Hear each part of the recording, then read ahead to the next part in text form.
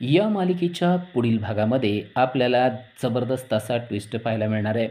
गुरुजींनी कशाप्रकारे पारूला आदित्यचं सुरक्षा कवच आहे हे पटवून दिलेलं आहे आणि त्याचबरोबर आदित्यने कसा पारूचा जीव वाचवला आहे ते देखील आपल्याला पाहायला मिळणार आहे. कारण पारूने किर्लोस्कर कुटुंबियावर आलेलं मृत्यूचं सावट दूर करून स्वतःच्या अंगावर तो मृत्यू ओढवून घेतला आणि त्यानंतर आदित्यने तिचा जीव वाचवला आणि त्यानंतर पारू हे आदित्यचं सुरक्षा कवच असून त्या दोघांचा विवाह झाला पाहिजे असं गुरुजींनी सांगितलेलं आहे आणि हे सर्व अहिल्यादेवीने मान्य केलेलं देखील आपल्याला पाहायला मिळणार आहे. आपण पाहिलेलं आहे की मोनिका कशी खोटारडी असते हे आदित्य आणि पारूने अहिल्यादेवींच्या समोर आणलेलं आहे. मोनिकाने कशी प्रीतमची फसवणूक केली आहे त्याचबरोबर इतर किर्लोस्कर कुटुंबियांची देखील ती कशी फसवणूक करत होते हे आता सर्वांच्या समोर आलेलं असतं आणि त्यावेळेस मोनिका चांगलीच घाबरून गेलेली असते. कारण तिचा बॉयफ्रेंड ऋषी याने कशाप्रकारे नकली DNA रिपोर्ट तयार केलेले होते. त्याचबरोबर मोनिकाच्या पोटामध्ये ऋषीचं बाळ होतं हे देखील कसं सिद्ध झालं आहे आणि प्रीतम हा निर्दोष मुक्त झालेला देखील आपल्याला पाहायला मिळालेला आहे. त्याच वेळेस अहिल्यादेवीने मोनिकाला घराच्या बाहेर हाकलून दिलेलं आहे. परत तुझं तोंड आम्हाला अजिबात दाखवू नको, अन्यथा तुला पोलिसांच्या ताब्यात देऊ अशी तंबी देखील दिलेली असते आणि तेव्हा मोनिका धूम ठोकून पळून गेलेली आपल्याला पाहायला मिळते. किर्लोस्कर कुटुंबियावरील अजून एक संकट दूर झालेलं आहे. गुरुजींनी सांगितलेली भविष्यवाणी खरी झालेली आहे असं आता अहिल्यादेवीने सर्वांना सांगितलेलं असतं आणि हे सगळं संकट पारू आणि आदित्य यांच्यामुळंच दूर झालं आहे असं देखील तिने सांगितलेलं असतं.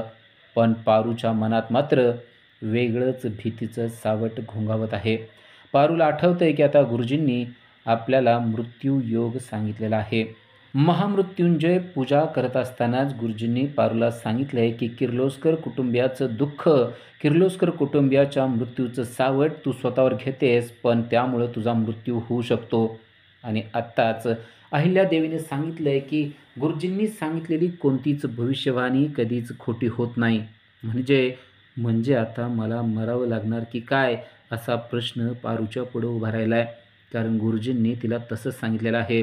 हे बघ मुली, जर का तू स्वतःहून मृत्यू ओढून घेत असेल तर मी काही करू शकणार नाही. किर्लोस्कर कुटुंबियांना सुखी करण्यासाठी तू स्वतः मृत्यू ओढून घेतेस असं गुरुजींनी तिला सांगितलेलं आहे. पण पारू मात्र अजिबात पाठीमागं हटलेली नाही आहे. किर्लोस्कर कुटुंबियांसाठी माझा जीव गेला तरी बेहत्तर असं तिने गुरुजींना सांगितलेलं असतं. पण आता पारू थोडीशी दुःखी झालेली आहे. गुरुजींची सगळी भविष्यवाणी खरी होती आहे. म्हणजे एक दिवस तरी आपल्याला मृत्यू कवठाळणार आणि आपल्याला मरावं लागणार या गोष्टीनं पारूला दुःख होतं आहे. तिला दुःख होतं आहे ते या गोष्टीचं जास्त की मला आता आदित्याला भेटता बोलता येणार नाही आणि मला त्याच्यापासून दूर जावं लागणार या गोष्टीने पारूला वाईट वाटतं आहे. आता पारू जेव्हा घरी येते तेव्हा मारुतीच्या तर डोळ्यामध्ये पाणी आलेलं आहे. जी एवढी तरणीताठी पोर आता मला सोडून जाणार, किर्लोस्कर कुटुंबियासाठी तिने केवढा मोठा त्याग केलेला आहे असे विचार मारुतीच्या डोक्यात येत आहेत. आणि तो पारूला म्हणतोय, पारू मी तुला काहीही होऊ देणार नाही. पारू म्हणते, माझ्या नशिबात जे लिहिलेलं आहे ते होणारच आहे बा, त्यामुळं तू किती जरी प्रयत्न केलास तरी आता जे आहे ते आहे. कारण त्या गुरुजींची भविष्यवाणी अजिबात खोटी होत नाही. त्यांनी सांगितलं होतं की प्रीतमवर संकट येणार आहे आणि प्रीतमवर संकट आलेलं आहे. आता माझा मृत्यूयोग जर त्यांनी सांगितला असेल तर आता त्याला काहीच पर्याय नाही. मारुतीच्या मात्र डोळ्यातील पाणी थांबतच नाही आहे. मारुती म्हणतो की मला आता त्याच गुरुजींनं एक व्रत करायला लावलं आहे पारू. ते व्रत मी करणार, पण तुला काही होऊ देणार नाही असं त्याने सांगितलेलं आहे. आता आदित्य आणि गणी एकमेकांना भेटलेले असतात आणि गणीला घरातील चाललेला सगळा प्रकार माहिती असतो. गणीला खूपच दुःख झालेलं आहे. कारण गणीनं सगळ्या गोष्टी ऐकलेल्या आहेत. गणीनं ऐकलं आहे की कशाप्रकारे गुरुजींनी पारूला भविष्यवाणी सांगितलेलं आहे. पारूनं कशाप्रकारे किर्लोस्कर कुटुंबियांचं मृत्यूचं सावट स्वतःवर घेतलेलं आहे हे गणीनं स्वतःच्या कानाने ऐकलेलं असतं आणि तीच गोष्ट आता गणीने आदित्यला सांगून टाकलेलं आहे. त्याचबरोबर जर का माझ्या तायडीचा जीव वाचवायचा असेल तर गुरुजींनी सांगितलेलं आहे की तिच्यासाठी एक व्रत करणं गरजेचं आहे. ते व्रत माझा बा करणार आहे आणि त्यामुळंच पारूचा जीव वाचू शकणार आहे असं गणीने सांगितलेलं असतं. आणि आता आदित्यला देखील हे भयानक सत्य कळलेलं आहे.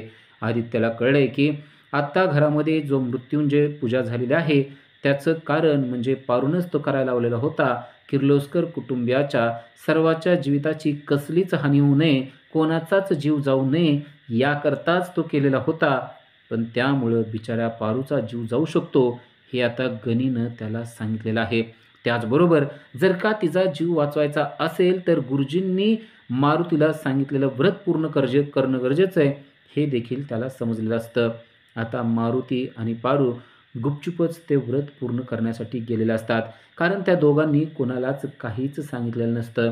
ते व्रत असं असतं, की स्वतः मारुतीने पारूला उचलून घ्यायचं आणि मंदिराच्या वरपर्यंत जायचं. मंदिर लांब डोंगरावर असतं आणि तिथपर्यंत मारुतीने तिला उचलून घ्यायचं आणि तिथं गेल्यानंतर पारूने आणि मारुतीने दोघांनी मिळून देवाची पूजा करायची.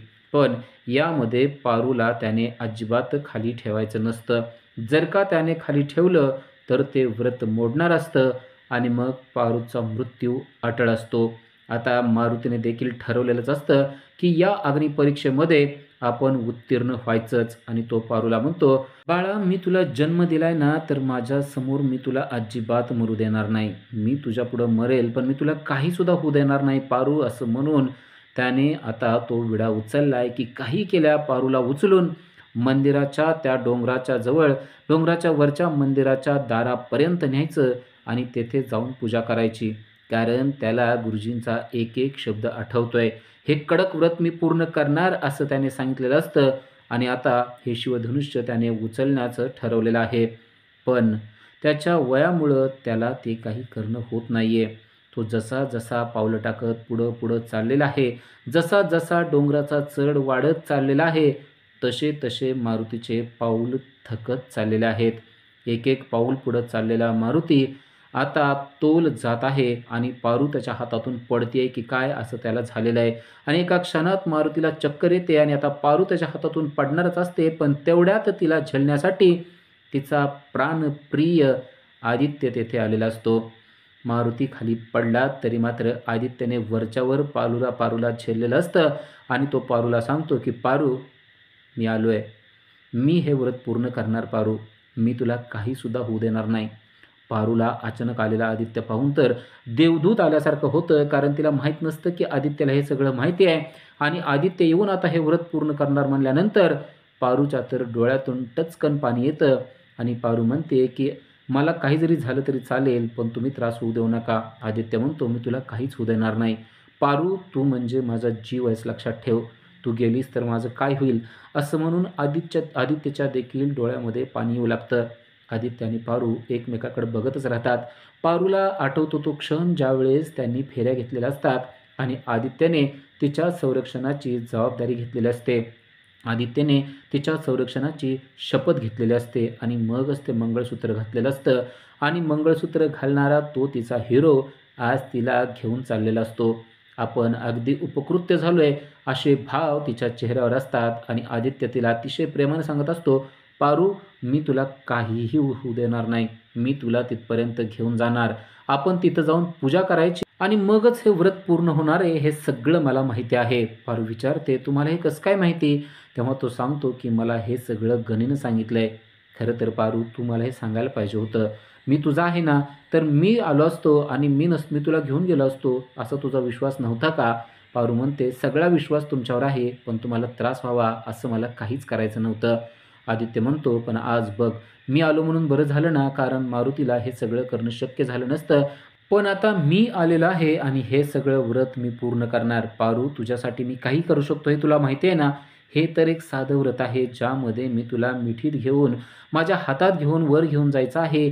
त्या मंदिराजवळ घेऊन जायचं आहे. हे तर माझ्यासाठी अगदी पर्वणीच आहे." असं म्हणून तो तेथे जातो. पारू आणि ते पूजा करतात आणि घरी येतात. तेव्हाच गुरुजी घरी आलेले असतात आणि ते पाहतात, की पारू आणि आदित्य एकत्र घरी आलेले आहेत. त्यांना तर आनंदच झालाय. कारण आदित्यने ते व्रत पूर्ण केलेलं आहे, ही गोष्ट त्यांना समजलेली असते आणि ते लगेच अहिल्यादेवीला म्हणतात, की "आजपर्यंत तुम्हाला एक माहिती पाहिजे होती ना माझ्याकडून, की आदित्यचं सुरक्षा कवच कोण आहे? तर ऐका, या आदित्यने आज पारूचा जीव वाचवलाय. का वाचवलाय ते तुम्ही त्यालाच विचारा." आदित्य देखील आता हैराण झालेला असतो. त्याला समजलेलं असतं, की गुरुजींना सगळं काही माहीत आहे. गुरुजी म्हणतात, "आदित्य, तू तिचा जीव वाचवलाय कारण तुझा जीव तिच्यात आहे आणि तुला एक गोष्ट माहीत नसेल तर मी सांगतो, ही पारूच तुझं सुरक्षा कवच आहे आदित्य. आता ही गोष्ट अहिल्यादेवींना देखील समजलेली असते आणि तेव्हा आदित्यला देखील आनंद झालेला असतो. एकतर त्याचं पारूवर जीवापाड आणि निस्सीम प्रेम आहे आणि आता स्वतः गुरुजी म्हणतायत की पारू हेच तुझं सुरक्षा कवच आहे. म्हणजे पारू हिच्याशी आपण जन्मभर बंदिस्त राहणं म्हणजेच जन्मभर तिच्याबरोबर राहणं गरजेचं आहे, हे आता त्याला समजलेलं आहे.